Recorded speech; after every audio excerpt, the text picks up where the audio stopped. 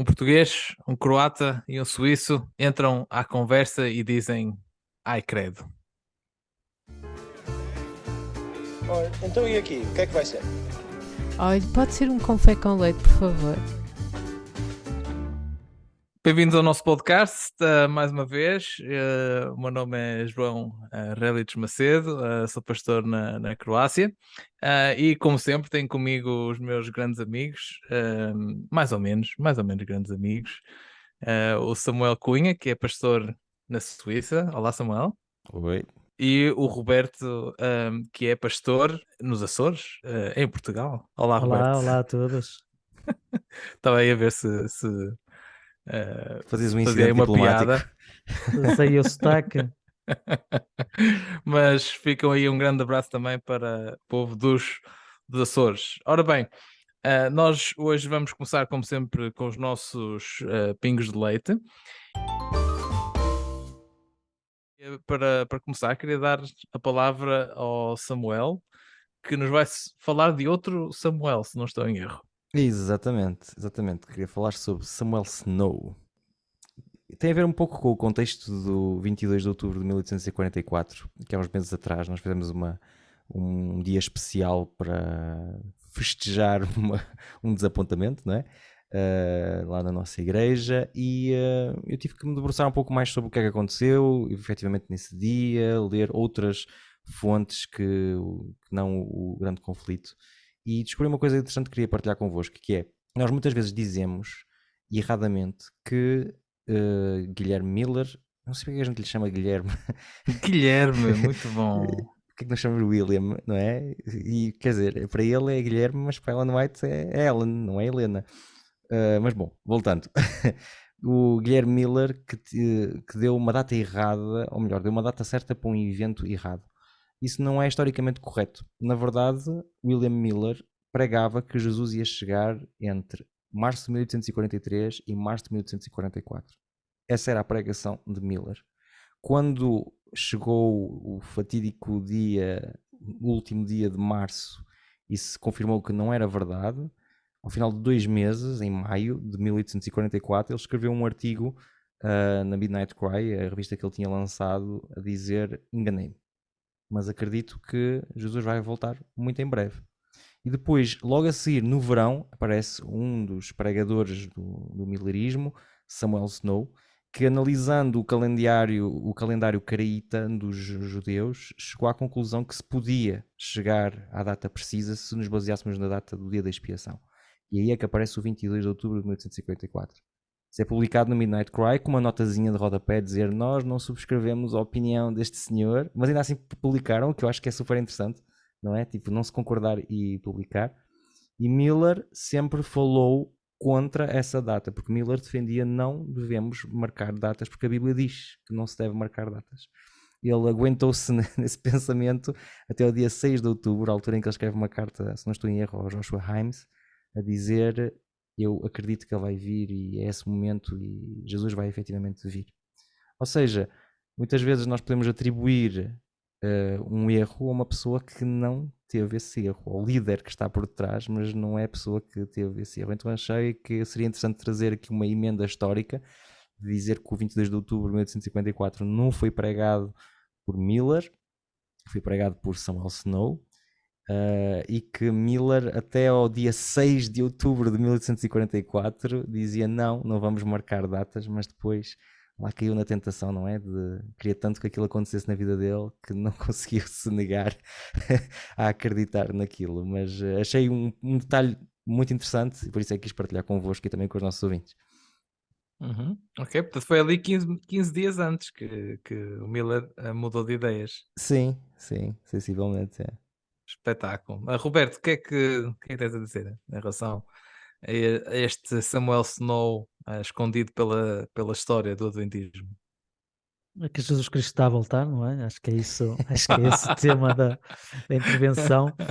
Não, mas foi muito interessante. Eu, por acaso, não conhecia este personagem, não é? Porque muito da história que nós recebemos e mesmo muitos dos livros que nós ou lemos ou temos acesso simplificam muito a história do início da Igreja Adventista, não é? um dos aspectos que eu acho que é muito interessante na intervenção do Samuel, não é? Para já, obrigado por fazer descobrir este personagem, porque ele era realmente um personagem. Eu fui procurar um bocadinho e tem coisas assim um bocadinho bastante interessantes acerca dele. Era mesmo um personagem, mesmo um cromo de caderneta. Mas depois também fez-me reparar numa coisa que eu já tinha reparado, mas pronto, fez-me reavivar um bocadinho, que é ah, de nós muitas vezes não compreendemos que a revelação de Deus ou a compreensão da Bíblia é um trabalho colaborativo, não é propriamente um homem sozinho numa torre de marfim, rodeado de vazio, não é? De livros e mais nada, e se calhar só a Bíblia e a concordância, não é? E não há mais nenhum input. E eu acho que quanto mais eu estudo a história, não só a história da nossa igreja, mas também a história do cristianismo, mais eu me apercebo como ah, a religião e a igreja, sobretudo a igreja, é sempre um esforço comunitário, não é? E aqui vemos, não é? O Snow que trouxe este aspecto, o Miller que traz outros, e mesmo no nascimento da nossa igreja nós vemos este aspecto colaborativo que é muito importante e que espero que seja cada vez mais forte. Uhum.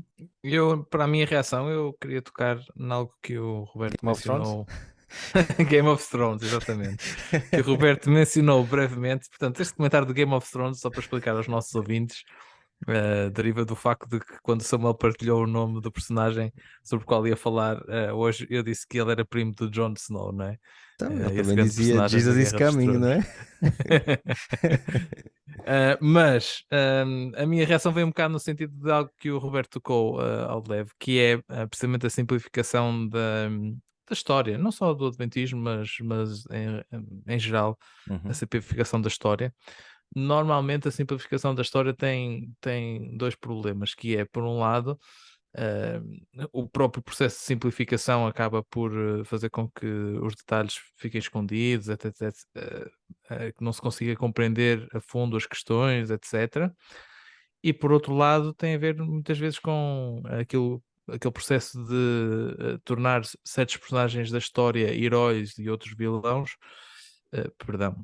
vilões, que acaba por acontecer em muitas situações, não é?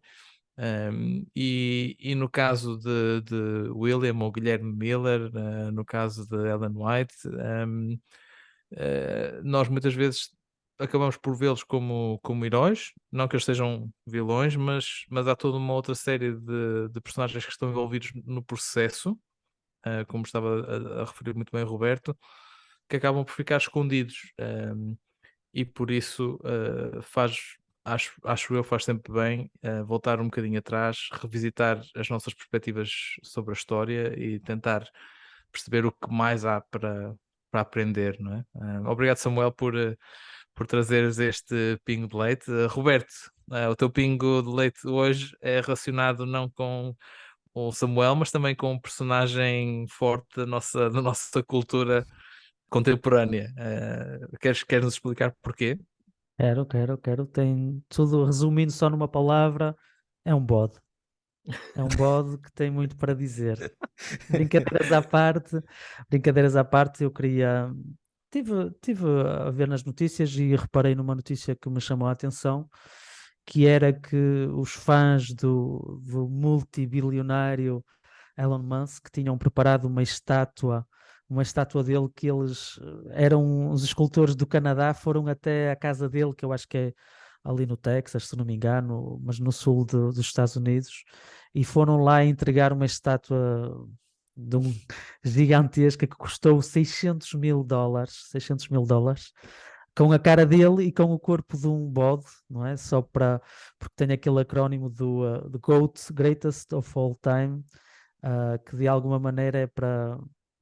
Isto já é a minha visão em deusar o Elon Musk. E aquilo que me fez pensar e recordar, talvez, porque não é uma novidade este fenómeno, que é a nossa incapacidade de não ter deuses ou de não ter ídolos, não é? Depois depende muito como é que nós definimos um e outro, não é? mas é realmente contra a natura, mesmo às vezes em sociedades que se dizem já pós-cristãs ou pós-religião, ou mesmo indivíduos que se dizem ateus, que pode acontecer também, não é? E vemos na mesma esta necessidade de ter deuses, não é? E faz-me pensar que há algo na humanidade que pede isso, não é? É mais forte que nós. Se nós, mesmo por muito que nós tentemos lutar contra isso, há sempre uma maneira dela sair, de imaginar que há algo maior que nós, algo melhor que nós, e este é apenas mais um reflexo disso mesmo, esta tendência muito humana de fazer deuses e ídolos, porque muitas das vezes estamos um bocado perdidos à procura do verdadeiro Deus. Samuel, tens alguma coisa a acrescentar em relação aqui ao bode que o Roberto nos trouxe, ao GOAT? Apesar de eu achar que eu sempre achei que o GOAT era Cristiano Ronaldo, não é? Mas É assim, eu vou citar Santo Agostinho, não é? No coração do ser humano existe um espaço com a forma de Deus, não é? Se é atribuído a ele e é atribuído a não sei quantos outros autores, mas é verdade que essa ideia de que nós temos algo no nosso coração que só pode ser preenchido por alguém que a gente adora, por alguém que a gente quer seguir, alguém que a gente considera maior do que nós, é uma coisa que é partilhada por todo o ser humano. E essa tendência de procurar deuses que o Roberto falou é justamente, a meu ver, a tendência de tentar encher um espaço vazio que existe em nós e que pertence a Deus. Por isso acho curioso, não é? Encontrar isso em pessoas que não são de todo cristãs, mas que têm ao mesmo tempo a necessidade de transcendência, mesmo com alguém que é visível. se bem que eu pergunto-me quantos na esfera, ou melhor, na comunidade que estamos aqui a falar, quantos é que realmente não serão cristãos, não é? Porque nós encontramos aqui certas dinâmicas no momento, pelo menos, da gravação deste episódio, e sobretudo com as notícias recentes acerca da aquisição do Twitter por parte do Elon Musk. Encontramos toda uma série de dinâmicas aqui que são interessantes, não é? O Elon Musk é o mesmo personagem que acaba por empoderar, não é? Vamos fazer aqui uma tradução do inglês empowerment, por dar poder e dar uma voz de novo no Twitter, que pelo menos agora por enquanto continua a ser uma plataforma com grande audiência, a personagens como o Jordan Peterson, como o Donald Trump, como outros que tinham sido afastados e que são grandes ídolos, mais uma vez, da comunidade cristã, pelo menos na direita evangélica americana, não é? E por isso fica a pergunta, mas sem dúvida nenhuma que há realmente esta tendência, e eu acho que tem a ver muitas vezes não necessariamente com alguma característica especial das pessoas que acabam por ser endeusadas, mas pelo facto de elas dizerem ou fazerem coisas que confirmam os nossos preconceitos, as nossas maneiras de pensar, as nossas perspectivas, não é? E se tivermos alguém que acaba por ser, por causa disso, acaba por ser percebido como alguém que é capaz de ser o nosso campeão, lutar pelos valores nos quais nós acreditamos, é fácil nós deixarmos de olhar para o lado mais negativo e só vemos as coisas boas, ou aquilo que entendemos como sendo coisas boas, não é? E talvez esse seja o meu comentário em relação ao Elon Musk.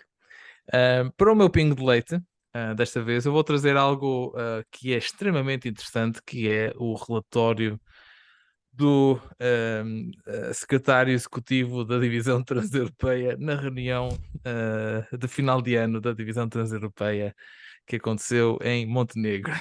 Peço desculpa, só quero deixar aqui abandonar uma a sala? palavra de apreço pelas pessoas que estão a ouvir isto. Confiem em nós, o programa vai melhorar mais para a frente. Não abandonem. Não abandonem Exatamente. agora com este Não relatório. abandonem, não abandonem. Não, mas a única coisa que eu queria mencionar é aconteceu algo interessante na apresentação deste relatório.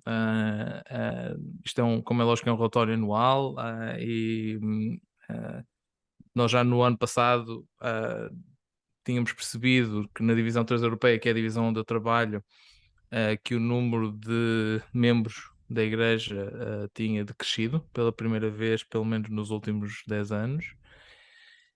E este ano voltou a decrescer. Pouco, certo, é verdade, mas voltou a decrescer. E à medida que eu lia a notícia que falava acerca da apresentação do relatório, eu comecei achei interessante que o debate passou imediatamente dos números para a forma como nós contamos os números, não é? E é isso que eu acho interessante e que eu gostava de trazer aqui. Parece que naqueles momentos em que de repente, por uma razão ou por outra, os números começam a descer, são os momentos em que nós finalmente somos impelidos a dizer assim: espera aí, mas se calhar a forma como nós andamos a contar isto não é propriamente a melhor, não é? E eu acho que se calhar muitos dos nossos colegas relacionam-se com a experiência que eu vou contar agora só em breves 35 minutos. Mas eu tenho, por exemplo, um programa para os jovens ao sábado à noite, no qual aparecem jovens que se calhar não vêm ao sábado de manhã, mas que todas as semanas estão connosco ao sábado à noite.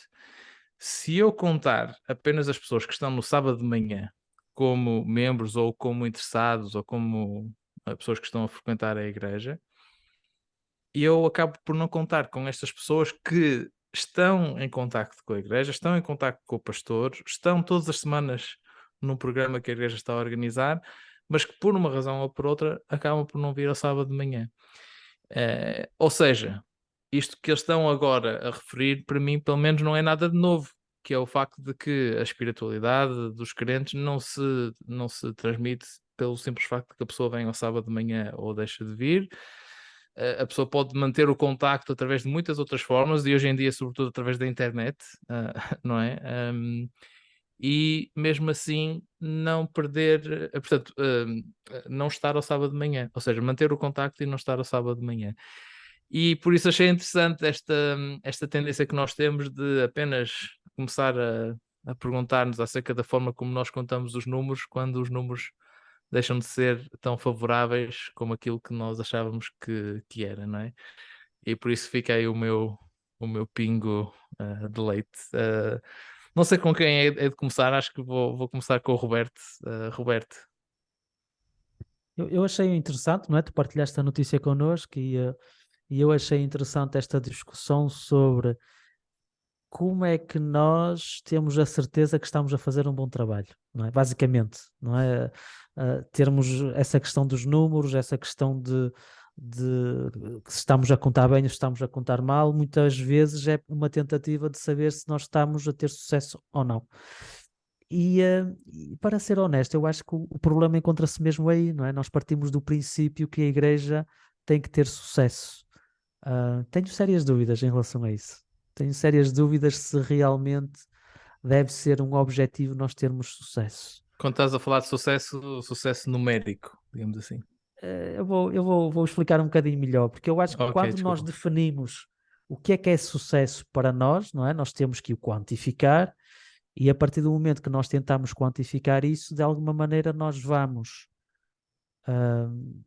mudar os nossos hábitos, mudar a nossa maneira de pensar e de agir para obter esse valor específico, não é? Sobretudo as pessoas que são um bocadinho mais competitivas, que tudo é uma competição. Eu acho que facilmente nós desvirtuamos, mesmo às vezes, aqueles objetivos que nós achamos bons e úteis e benéficos para a igreja, não é? Eu vou dar um exemplo, porque uma das intervenções da notícia, eu vou certamente dizer incorretamente o nome do personagem, não é? Mas o Kyle DeVal, mas se lhe pronunciei mal, eu peço desculpa e posso me ajoelhar diante dele, não é? Acho que ele não vai ouvir mais o nosso podcast depois disso. Exatamente. Vamos ter que cortar mais. Mas disseste mais bem, um. disseste bem. Kyle DeVal, é isso mesmo. Pronto, obrigado pela confirmação. E ele chega ao momento em que ele faz a intervenção dele e ele diz, sobretudo com uma preocupação em relação aos jovens, não é? Que para os jovens é fundamental eles pertencerem a uma comunidade, sentirem que pertencem a uma comunidade. E a pergunta, quando eu li aquilo, a minha pergunta é: como é que nós avaliamos isso? Uhum. Pelo número de jovens que vêm, pelo número de jovens que gostam de vir, pelo número de jovens pelos inquéritos que eles preenchem de satisfação. Será que quando nós ficamos de tal maneira focados nesses aspectos, não é? Como é que eu meço o sucesso? Será que nós não estamos simplesmente a preparar-nos para o fracasso? Não é? Uhum. É uma pergunta, eu não tenho propriamente respostas a dar, eu tenho muitas perguntas acerca deste assunto. Por isso deixo as minhas perguntas convosco. E se por acaso tiverem respostas, deixem nos comentários. Exatamente. Boa. E já agora fica aqui também o link a um programa que nós já fizemos no passado sobre o sucesso pastoral, em que de alguma forma tocamos em alguns destes aspectos, não é? Mas se quiserem ouvir um bocadinho mais, podem procurar nas páginas do nosso podcast, ou no YouTube, ou no Spotify, e verificar. Mas de qualquer forma, só para dizer que eu acho precisamente que ele estava a desafiar esta perspectiva ao dizer como é que, ao lançar a pergunta, não é, de como é que nós conseguimos quantificar isso, é precisamente desafiar a perspectiva que nós normalmente temos na igreja. Hoje em dia, desculpa Samuel, estar aqui a tirar o teu tempo, temos tantas comunidades online, em termos em diversos formatos, em fóruns, em páginas que se seguem, etc, etc. Não é isso também pertencer a uma comunidade, de alguma forma? Samuel, o teu comentário. Este pingo de leite. Primeiro, aplauso para todos os pastores que fazem cultos para os jovens à noite. Não é de todo irónico, porque eu acredito profundamente nisso, e é verdade que a espiritualidade desses jovens não é contabilizada pelas igrejas, pelas estatísticas, enfim, por muitas coisas, mas isso seria um outro tema. É verdade também que os nossos indicadores de sucesso têm muito a ver com coisas que a gente pode contar, não é? Batismos, transferências. Não creio que o sucesso de uma igreja se possa medir com isso, com aumento numérico. Da coisa que acontece, há mesmo batismos que são mudanças de confissão religiosa, ou seja, não é uma pessoa que descobriu Jesus na vida deles. São coisas que, quando a gente vê um númerozinho lá, para mim não quer dizer muita coisa. Aquilo que quer dizer muito para mim é, por exemplo, uma coisa que não é vista nos relatórios e que é muito difícil de transformar em estatística, que é quando nós vemos um membro que é reativado, não sei se se pode dizer isso assim em português. Eu tive o meu estágio numa igreja, fui pastor depois fora, e agora sou pastor da igreja onde eu estagiei, ou seja, eu vi um antes e um depois, não é? E vi muitas pessoas que depois da pandemia abandonaram tudo, não é? Embora os nomes continuem nos registros da igreja. Eu vi pessoas que sempre vieram à igreja, mas que depois da pandemia estão verdadeiros discípulos, não é? Estão a querer fazer coisas na igreja, grupos, como é que se diz? Pequenos grupos em casa, a darem estudos bíblicos, mas tipo, pessoas que tu nunca imaginarias em tal circunstância. Isso não vai aparecer num relatório. Por isso, eu sou muito avesso aos indicadores de sucesso dos relatórios institucionais, e acho que, como qualquer estatística, mostra sempre um lado verdadeiro, é verdade, mas de forma nenhuma temos toda a verdade, e é demasiado redutor basearmos apenas e só nisso. A igreja não é só o que aparece numa estatística, os cristãos, os crentes não são só o que aparece numa estatística. Há muita coisa que acontece mesmo numa igreja local e que as próprias pessoas da igreja local não sabem que está a acontecer. Eu termino por dizer uma coisa, que é, esta semana houve a Semana de Oração dos Jovens aqui na Suíça, e houve 2 jovens da minha igreja que a gente convidou para darem o testemunho deles. A Semana de Oração ia ser uma cena no Instagram, 3 minutos cada vídeo, testemunhos de jovens. Foi isso que a gente decidiu. E houve 2 das minhas igrejas que eu, pronto, indigitei para irem, e foram e fizeram coisas fantásticas. Quando metemos aquilo no grupo WhatsApp da igreja, as pessoas ficaram: não fazia ideia, a gente nunca os vê. Vejo, mas não significa porque eles não estão no sábado de manhã que não leem a Bíblia, que não oram, que não estão a procurar outros tipos de espiritualidade, que não estão a vir ao culto dos jovens, que não estão a trazer amigos de fora, não cristãos, ao grupo de jovens. Não, isso tudo são coisas que passam entre os pingos da chuva e que não são menos importantes. E eu acho que é precisamente isso que é engraçado, que eu tive exatamente essa experiência também esta semana. mais ou menos a mesma coisa. Só que com uma língua diferente, não é? Uma língua diferente, uma língua diferente. E fica então aqui o nosso comentário, este pingo de leite relacionado com estatísticas. Ficam então por aqui os nossos pingos de leite deste mês, não é? E vamos passar então agora para a nossa moagem do grão.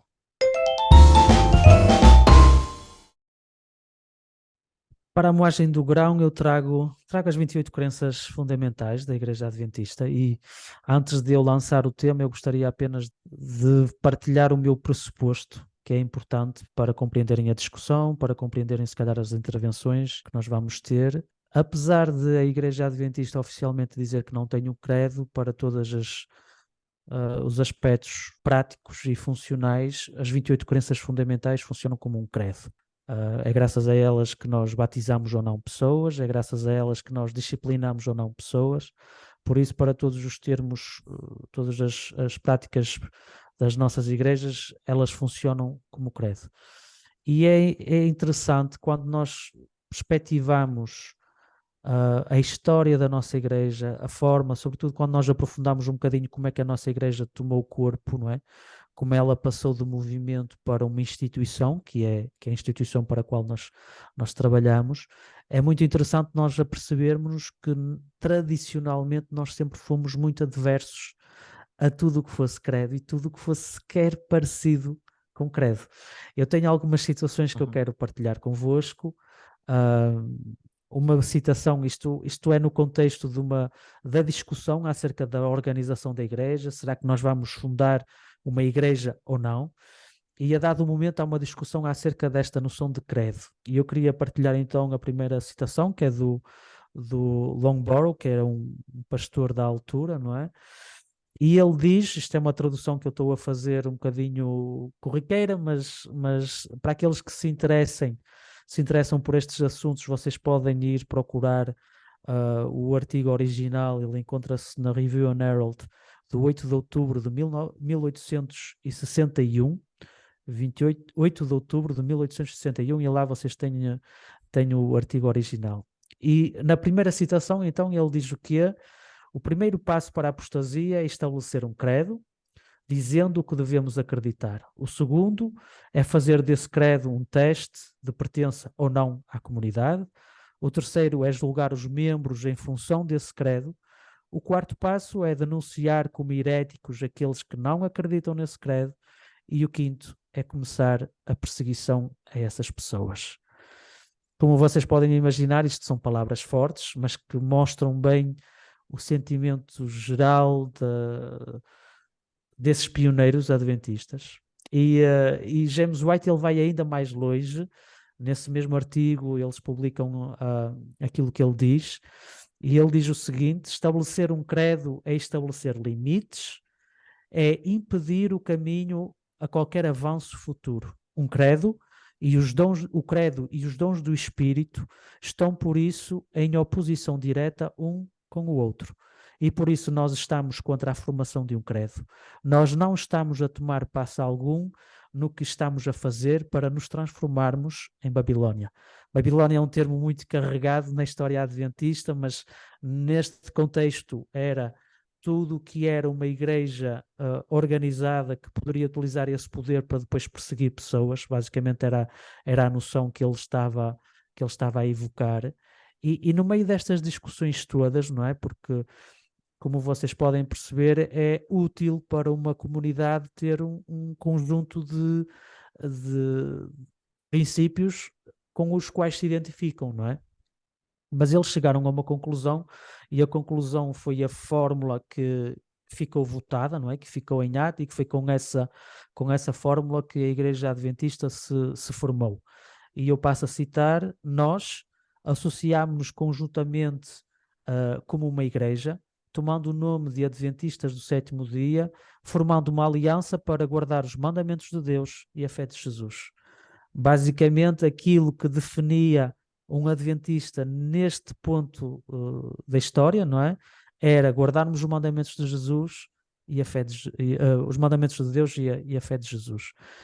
E a minha pergunta é simples, não é? Para já, se vocês quiserem dar uma pequena chega acerca de se vocês estão de acordo que as 28 crenças fundamentais são um credo, sintam-se à vontade.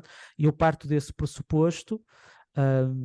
E a pergunta que eu me coloco é: será que nós, de alguma maneira, não traímos um bocado esta herança, não é? Que é nossa, que era uma vontade expressa, como nós vimos, bastante expressa por estes pioneiros.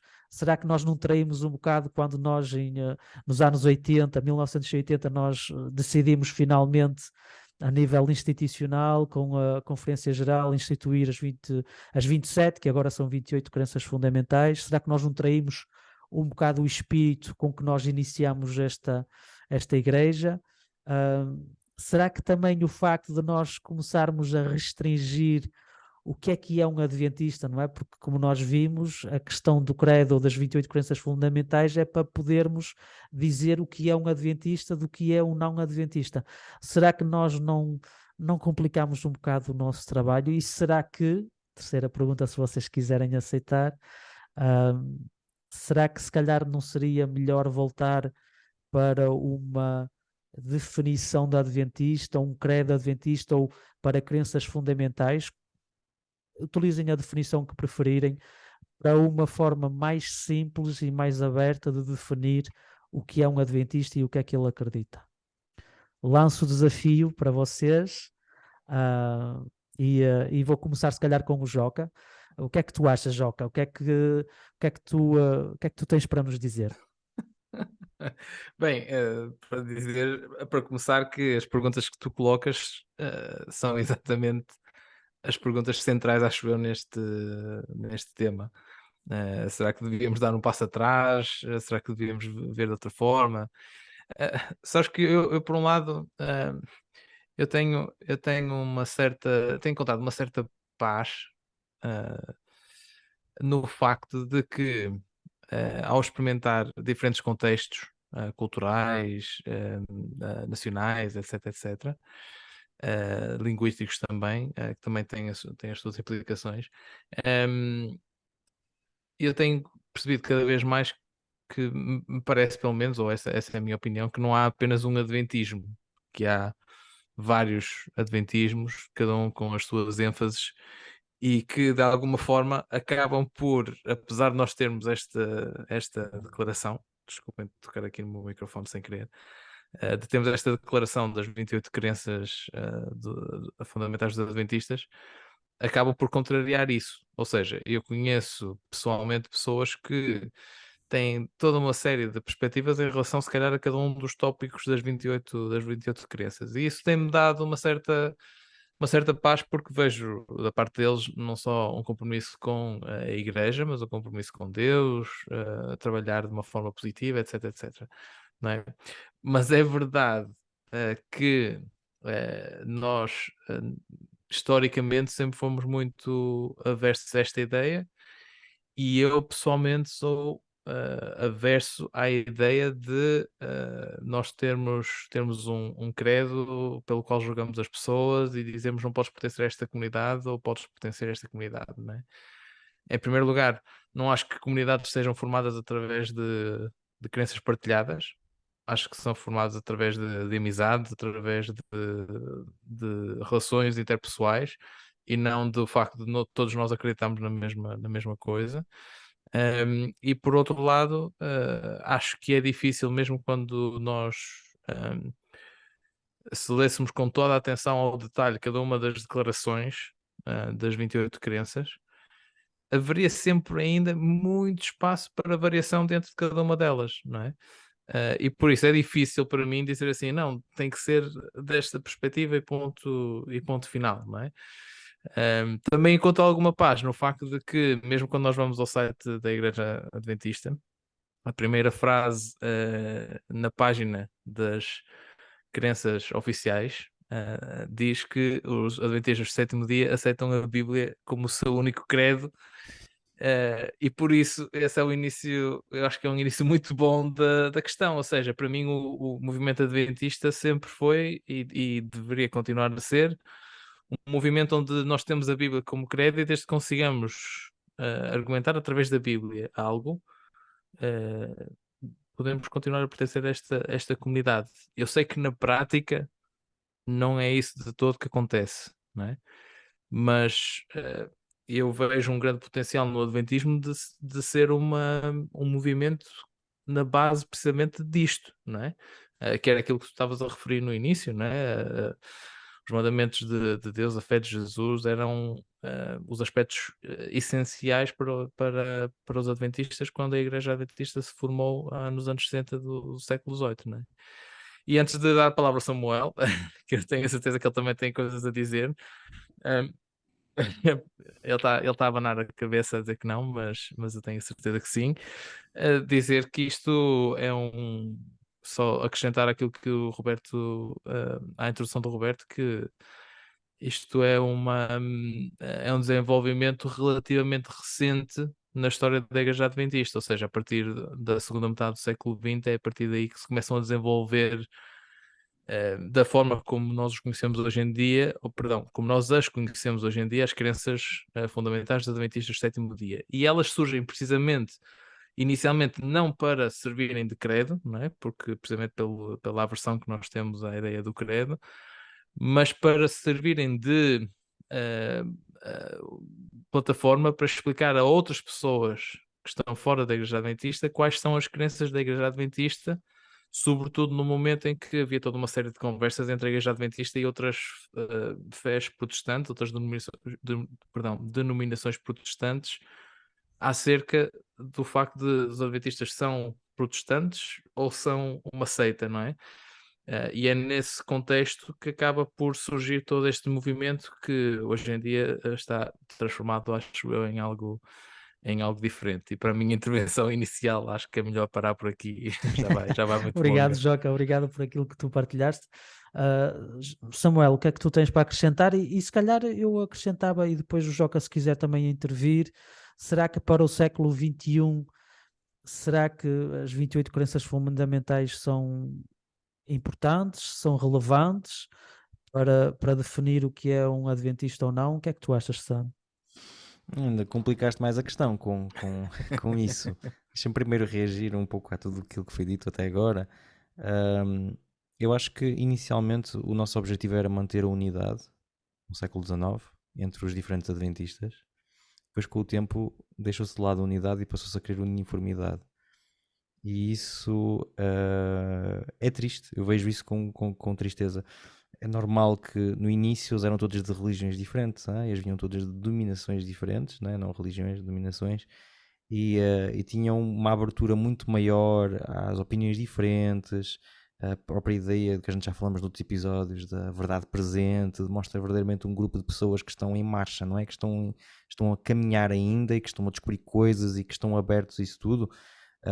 A própria ideia de a Bíblia, só a Bíblia, cheira-me a mim pessoalmente que vem do James White, porque ele era da Christian Connection e isso é uma coisa que era forte na cena deles.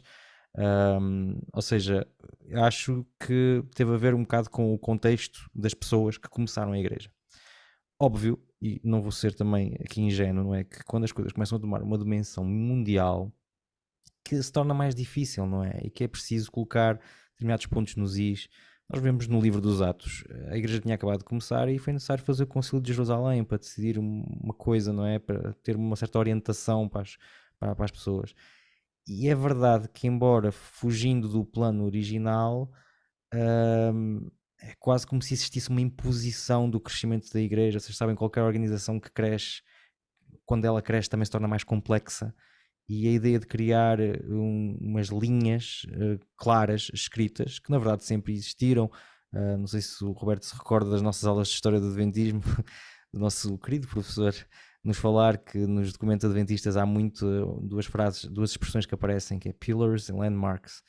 São ideias que as pessoas todas estavam de acordo, mesmo que não existisse nenhum documento escrito, nomeadamente a questão do sábado, a questão da vinda de Jesus. Ninguém precisava de escrever isso, as pessoas já sabiam que isso eram... Estado dos mortos. Exatamente, Estado dos Mortos. As pessoas sabiam que isso eram coisas comuns, não é? Entre eles, e que toda a gente, de uma certa forma, ia à bola, como se pode dizer, com isso. Mas eu acho que depois o próprio contexto fez com que as pessoas tivessem que mudar de direção. Agora, isso responde à tua pergunta, será que nós teremos a ideia? Acho que sim, que teremos a ideia. Se existe a possibilidade de voltar atrás e tornarmos a Igreja Adventista um pouco mais simples, seria muito bom. Não acredito. Não acredito. Porque até o nosso presidente a nível mundial não está de acordo com as nomenclaturas que aparecem nas crenças. Vocês recordam-se que aqui há uns anos existia uma proposta, não sei se era muito séria ou não, porque como já vos disse várias vezes, não é uma coisa que eu me interesse muito o que se passa nessas esferas, de alterar a crença fundamental sobre a criação, dizer que os dias eram de 24 horas. Ou seja, significa que até o nosso presidente, com as crenças que estão neste momento em vigor, ele não está completamente de acordo com o que está lá. Se nós formos ver todos os outros adventistas do mundo, como falava o Jockey bem, dos outros adventismos que existem, certamente que há pessoas também que não estão de acordo com vírgulas e com palavras e com expressões que estão escritas dentro das 28 crenças. Por isso, para mim, antes se calhar de voltar atrás... Samuel, desculpa interromper, mas Força? eu acho que, aliás, ficou o desafio aos nossos ouvintes, que é, no caso de vocês serem adventistas e saberem onde estão as crenças, as 28 crenças, vão, procurem e vejam se concordam com tudo aquilo que está escrito em cada uma delas, não é? Claro. E eu acho que acaba por ser um bocadinho difícil, talvez. Eu acho que toda a gente vai estar de acordo aí com uma boa percentagem, mas mesmo nas coisas que vocês vão estar de acordo, vocês vão dizer sim, mas eu não diria assim. Eu utilizaria uma outra linguagem, não diria as coisas desta forma. E eu acho que, se calhar, aquilo que é mais necessário, o nosso primeiro passo, é reconhecermos esses adventismos, como dizia o Joca, como algo válido. Eu tenho o direito de ser adventista e de não ver determinada questão exatamente como está escrito. Não sei se estou a levar os meus ouvintes a pensar em coisas erradas sobre aquilo que eu estou a dizer, mas basta assistirem a uma escola sabatina. Estamos a falar sobre um tema muitas vezes tão simples e as pessoas numa escola sabatina onde só estão adventistas têm opiniões muito diferentes. Ok, já também fiz uma intervenção longa, por isso termino com uma última coisa, que é...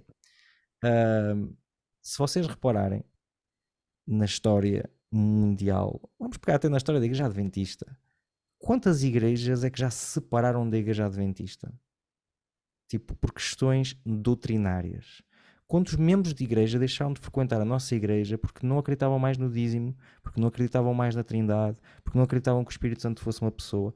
Acho que as pessoas que estão a ouvir não precisam de ir buscar muito longe na sua entourage. Estão a ver pessoas com estas características. E esse para mim acho que é o maior problema. Porque a uniformidade acaba por matar a unidade entre os cristãos. E se há uma coisa que é importante no Novo Testamento, para mim, é a unidade entre os cristãos. Eu acho que as intervenções, eu acho que nós estamos todos de acordo com o ponto que é, há coisas que são fundamentais e há coisas que são secundárias, não é? Nas coisas essenciais ou nas coisas fundamentais temos que ter algo que nos permita dizer, ok, eu pertenço a este grupo porque pronto, o Joca falou as comunidades são sobretudo relacionamentos, não é? Que é baseado nos relacionamentos, eu estou de acordo, mas há algo que também permite criar essas relações quando eu acredito em algo similar. Nesse ponto é que eu se calhar não estarei completamente de acordo com ele. O facto de eu acreditar ou de eu ver o mundo da mesma maneira que certas pessoas ajuda-me a criar uma proximidade e o sentimento de pertença também a um grupo. Posso dar um curto exemplo? Deixem-me só terminar e eu depois dou-vos a palavra rapidamente. Okay. A questão que eu queria também levantar, e se vocês estiverem dispostos para aceitar esse desafio também, é que se nós pegarmos, por exemplo, no exemplo de Atos 15, que foi mencionado, já não sei por quem, mas foi mencionado por um de nós, Atos 15, não é? Nós vemos que naquele primeiro concílio nós temos uma discussão acesa sobre o que é ou não pertencer à fé de Jesus, não é? Aquele primeiro grupo de cristãos que estava a nascer, e é muito interessante que a decisão final que é pronunciada por Tiago, é muito menos restrita do que aquela com que eles tinham começado. Que eles tinham começado com a questão da circuncisão e havia certamente outras questões que se calhar não chegaram não chegaram a aparecer textualmente no texto de Atos 15, mas a definição com que nós chegamos no final, não é? Olhem, vocês tenham cuidado com estes aspectos, não é? Aquilo que era considerado extremamente importante é muito menos restrito do que aquilo que eles começaram a premissa de base. E eu acho que, sobretudo num mundo e numa comunidade como a nossa, que é multicultural, que é multi, não é? Temos, por um lado, é uma grande riqueza nós termos tantas nações onde nós temos adventistas, mas é um desafio enorme, enorme, não é? E eu estou a 100% de acordo com o Samuel quando ele diz é um desafio imenso nós termos pessoas de todas as partes do mundo, e como é que nós pegamos neste grupo e ajudamos estas pessoas a sentirem que pertencem a uma família, não é? Mais, claro que nós podemos sentir que pertencemos a uma família local, espiritual, a nossa igreja, sim, e isso é importante, não é? Mas também é importante nós sentirmos que pertencemos a uma família que é mundial, não é? Isso é importante, pelo menos para mim, eu acho que é importante. E como é que nós fazemos essa gestão? A pergunta, e eu acho que o desafio que está diante de nós é: ou nós seguimos um caminho de restringir, ou nós se calhar vamos ter que escolher um caminho de se calhar ser um bocadinho mais flexíveis. Não estou aqui a dizer quais é que seriam os pontos, se calhar, onde podemos ser mais flexíveis ou não. Isso seria um outro programa Mas, com mas queres bastante dizer, panos, Roberto, panos para manga. Num outro programa, porque não? Mas eu acho que há algo que me fascina muito naquela definição que eu vos li final, aquela que eles votaram. Não só porque é bíblico, não é? Porque nós encontramos isso em Apocalipse, e para nós como adventistas o Apocalipse diz-nos muito, mas eu acho que a sua simplicidade mostra muito daquilo que deveria ser, e eu acho, estou convicto que o adventismo deveria ser, mais do que uma igreja, mais do que uma instituição, deveria ser um movimento. E tu, um movimento, só consegues ter um movimento se nós tivermos uma visão inspiradora, não é? Nós temos um Flexibilidade objetivo também. e caminhamos todos para esse objetivo. Quando nós tentamos, e se calhar perdemos um bocado demasiado de tempo a tentar definir exatamente o que é este movimento, quem é que pode ou não pertencer, quem é que é um bom ou mau representante desse movimento, nós começamos a perder as forças porque distraímos-nos e perdemos o foco daquilo que é o essencial. E eu acho que é esse o grande desafio que nós temos diante de nós, e pessoalmente eu acho que é sobretudo isso em que nós, em parte, nós traímos esta visão original. Isto eram pessoas que partilhavam muitas das coisas, tinham os mesmos códigos, pertenciam todos à mesma cultura, o contexto não é o mesmo. Hoje em dia é muito mais complicado, muito mais complexo, não tinham redes sociais para lidar também, mas eu acho que há algo que me inspira neste debate que eles tiveram, há algo que me inspira na forma como eles definiram o que era ser um adventista naquela altura, e que não sei se é nostalgia, mas eu gostava se calhar de encontrar novamente um bocado essa simplicidade, mas essa autenticidade também de ter esta visão e partilhá-la e convidar a toda a gente a caminhar connosco. Eu acho, Joca, tu Roberto, querias dizer qualquer coisa? sim, queria dizer, eu acho que talvez seja um sonho, impossível de realizar, mas de alguma forma partilho esse sonho contigo, não é? Eu acho que a palavra que tu utilizaste foi a questão do movimento, e para mim isso é extremamente importante. Nós sabemos, qualquer pessoa que estude a forma como os movimentos acabam por evoluir, percebe que nós como igreja passamos ao longo destes a caminho Já estamos quase nos 200. exatamente, quase nos 200 anos, não é? Pelas diversas fases de um movimento, não é? E hoje em dia estamos numa fase que é chamada a fase precisamente da solidificação, ou seja, em que nós cada vez mais estamos a solidificar em vez de libertar, não é? Solidificamos cada vez mais. aquilo que tu estavas a dizer em relação a Atos 15 é, eu acho, a grande diferença entre o Concílio de Jerusalém e aquilo que normalmente acontece quando nós falamos de qualquer alteração às nossas crenças fundamentais, que é precisamente o facto de que no Concílio de Jerusalém a, a declaração foi feita não para excluir, mas para incluir mais gente. Não é? Nós sabemos que ali havia grandes questões como, lá está, a circuncisão. Provavelmente percebemos também não pelas perguntas que são colocadas antes da declaração final de Tiago, mas pela declaração em si, que provavelmente talvez houvesse questões ali relacionadas com os alimentos que se podiam comer, não se podiam comer, etc, etc. E aquilo que o Concílio de Jerusalém acaba por fazer é dizer assim, não é só as pessoas que comem certos alimentos e não é só as pessoas que são circuncidadas que são os cristãos, vamos alargar, não é, isso, e fica só a única questão que nós queremos manter é carnes sacrificadas aos ídolos, não é? Ou seja, é uma alteração para a inclusão de mais pessoas e normalmente quando nós fazemos alterações a estas crenças fundamentais não é para a inclusão, é para a exclusão, não é? Como tu disseste, a proposta recente sobre a questão dos dias literais, que eu pessoalmente não tenho nada contra, mas eu prefiro viver numa igreja onde outras perspectivas são aceites, não é? E isso lá está. Isso seria dessolidificar a instituição, ok? E voltar um bocadinho mais atrás na questão do movimento. E isto vem em relação à tua pergunta sobre será que no século XXI temos que voltar um bocadinho atrás para continuarmos a sobreviver? Eu tenho um professor que defende precisamente, absolutamente esta ideia.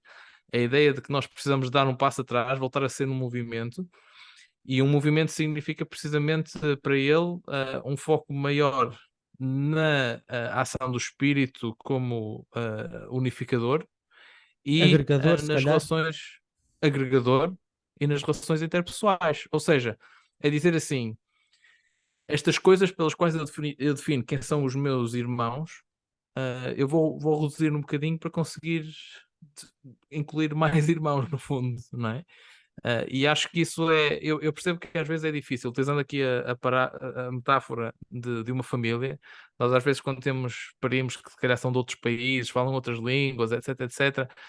Às vezes, quando nós estamos com eles, vai ser um bocadinho difícil, vai ser um bocadinho estranho nós encontrarmos e passarmos algum tempo junto, certo, mas se calhar também há certas coisas positivas que vêm com o facto de nós termos outras perspectivas, outras vivências, outras formas de olhar para o mundo à nossa volta, que quando nós dizemos assim, epá, não vou conviver com os meus primos que são estrangeiros de todo, acabamos por perder, não é?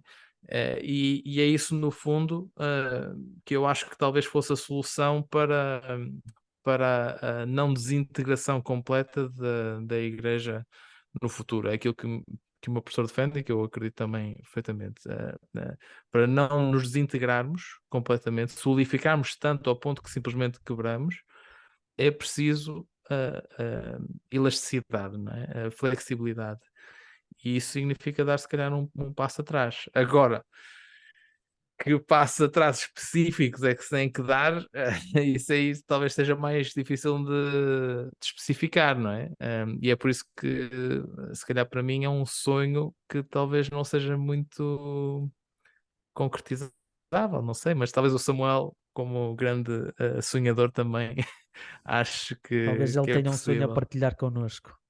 Partilhar o teu sonho, Samuel. Eu não tenho sonho em relação a isso, porque eu sou mais pessimista do que vocês. Não tens ilusões nenhumas. Eu creio que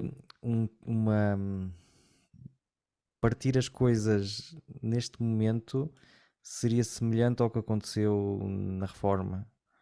Ou seja, os reformadores tinham como objetivo reformar a Igreja Católica, mas chegaram a uma altura que perceberam que não dava. Que é muito difícil mudar coisas quando elas estão muito solidificadas. E eu acho que aquilo que nós podemos fazer, e nós temos uma possibilidade grande como pastores, porque somos líderes, somos influenciadores, é justamente lutar nos nossos ministérios para que as coisas possam ser diferentes já a nível local. Ou seja, onde Deus nos colocou, a gente começamos já a desenvolver um trabalho de mais abertura. Uma das coisas que eu gostaria de dizer, mas penso que não terei muito tempo de desenvolver, é o facto de nós termos uma cristalização teológica muito grande. Falo da teologia mainstream, não estou a falar daquilo que se faz nos seminários. Os nossos professores continuam a evoluir. Quando a gente vai para uma faculdade, somos chamados a evoluir e ouvimos coisas muito interessantes. E se depois quisermos por nós mesmos continuar a crescer, podemos continuar a crescer porque as ferramentas nos são dadas. Mas a nível do membro de igreja, não se vê mais pessoas à procura de coisas na Bíblia, estudarem textos à procura, como a gente vemos o membro mainstream do século XIX fazer. Tipo, pegar na Bíblia dele, encontrar coisas novas, e essa cristalização em crenças fundamentais, ou nas Bíblias, Samuel, ou nas Bíblias. Exato. Tipo, um cristão que está cristalizado nas crenças fundamentais já aceitou, já se batizou e fez a sua profissão de fé em nome das mesmas, por isso não precisa de mais. E isso é muito negativo para a vida espiritual de qualquer pessoa e para a vida espiritual de uma igreja que se quer um movimento. Estou plenamente de acordo com aquilo que vocês também disseram. Eu, por Creio que acaso, não posso abordar mais nada. eu, por acaso, tenho que confessar uma coisa quando eu citei o James White, sobretudo desta oposição que ele via entre o credo e os dons do Espírito Santo. Por acaso fez-me pensar em ti, Samuel. Fez-me pensar em ti esta citação. Espero que gostes desta pequena chega. Sim. Mas chegámos ao Só fim. para explicar aos nossos ouvintes, e antes das declarações finais, só para explicar aos nossos ouvintes que isto vem de conversas no aquecimento para a gravação deste episódio, não é? Por acaso, Se o aquecimento fosse gravado cada vez que a gente fazemos um episódio, acho que tinha muito mais pessoas a ouvir. Mas eu agora até vou ser muito honesto, nem foi por causa disso, foi mesmo antes, quando estava a preparar, eu já tinha preparado isto já há algum tempo. Porque o Samuel fez uma série sobre o Espírito Santo e ele já me tinha percebido que é um tema que ele gosta muito, por isso até nem foi por causa disso, foi mesmo já quando eu estava a fazer a pequena pesquisa e vi esta citação e eu, olha, esta aqui se calhar o Samuel vai gostar desta É citação. espetacular, sim. Então acaso, o erro é eu meu, peço desculpa. Nada, não há problema. Mas ficámos por aqui, havia muita coisa a dizer, havia muita coisa ainda para dizer, mas sobretudo acho que é importante nós pensarmos, se calhar era bom voltar a tempos mais simples, não é? Este sentimento de nostalgia pode ser negativo, mas por vezes pode ser muito bom também, muito positivo. No meu comentário final, dizer que, quer dizer, eu acho que nenhum de nós aqui é contra nada do mainstream teológico da nossa igreja, não é? Mas aquilo que nós estamos aqui a falar não é isso, é mais quantas crenças é que nós precisamos de definir como fundamentais para dizermos que como igreja podemos definir quem faz parte e quem não faz parte, não é? Acho que é mais essa a questão. E ficam aí muitas questões para debater sobre isso, não é? Mas sim, acho que voltar a um movimento talvez seja um sonho, mas acho que talvez seja imperativo também. Obrigado, Joga, por essa última chega. E pronto, ficamos por aqui para a moagem do grão. Ora, então foi o nosso Café com Leite de hoje.